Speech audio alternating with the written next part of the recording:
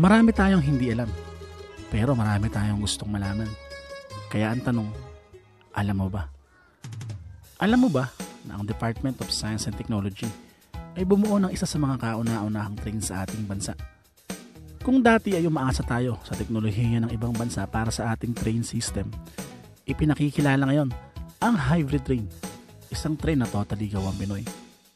Matapos ang ilang ulit na test para dito, ang sinasabing kauna-unahang Filipino-made train ay nag-operate na sa ilalim ng Philippine National Railways. Ang train ay kaya mag-accommodate ng 220 passengers at may bilis na 50 km/h. Ang ruta nito ay sinasabing sa Alabang hanggang Tutuban, Balikan. Ang trending ito ay kayang patakbuhin gamit ang diesel at lithium battery, energy saving at environment friendly. Ito ay unang sinubukan noong July 2018 at nagkaroon ng free ride mula EDSA papuntang De La Rosa Station ng Philippine National Railway. Alam mo ba na merong lumabas na series na mystery pocket book sa ating bansa? Ito ay ang B1 Gang series. Ito ay kwento ng 4 na high school teenager na sina Gino, Kiko, Boging at Joe na nangangarap maging detective balang araw. Sa kanilang adventure ay sinolve nila ang mga hiwaga, alamat at misteryo na kanilang na-encounter katulong ang kaibigan nilang journalist na si Mike Rodrigo.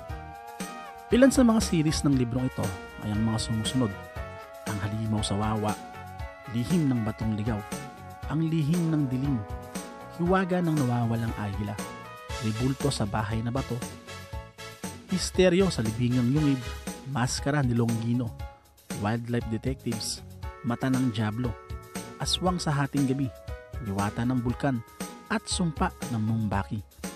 Ang librong ito ay nagtuturo ng ilang mga impormasyon tungkol sa ating bansa at mga kabutihang asal. Sa ngayon, ang Detective Voice of Masangkay ang panibagong bersyon nito sa kasalukuyan. Alam mo ba na ang Taal Church o Basilica ng St. Martin Tour sa Taal, Batangas na itinayo ng mga Agustinian missionaries noong 1572 ang kinikilalang pinakamalaking simbahang Katoliko sa East Asia? Katunayan, sa laki nito ay maaari kang magtayo ng isa pang simbahan sa loob nito.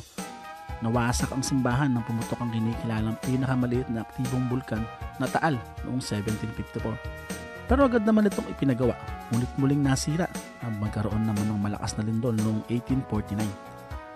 Alam mo ba na merong ipininta si Juan Luna na kung tawagin ay tampuhan o sulking?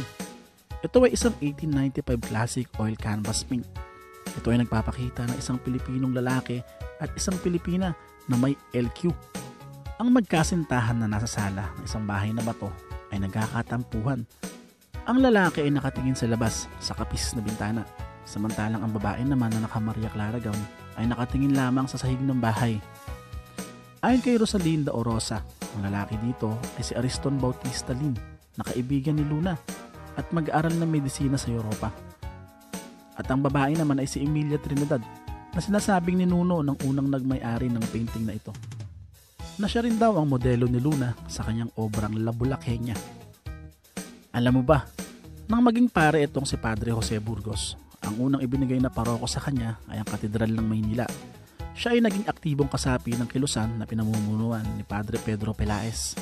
Ipinaglaban nila ang karapatan ng mga paring Pilipino at sila ay nagtagumpay. Siya at ang dalawa pa niyang kaibigan ng mga pare na sina Padre Gomez at Padre Zamora ang namuno sa kilusan nang mamatay si Padre Pelaez. At dahil sa kanilang pakikipaglaban ay maraming praile at Kastila ang nagalit sa kanila.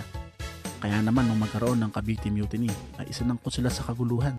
At nagtagumpay naman ng mga kalaban at sila ay nahatulan ng parusang kamatayan. Para sa marami pang alam mo ba, see you sa next episode. Bye-bye!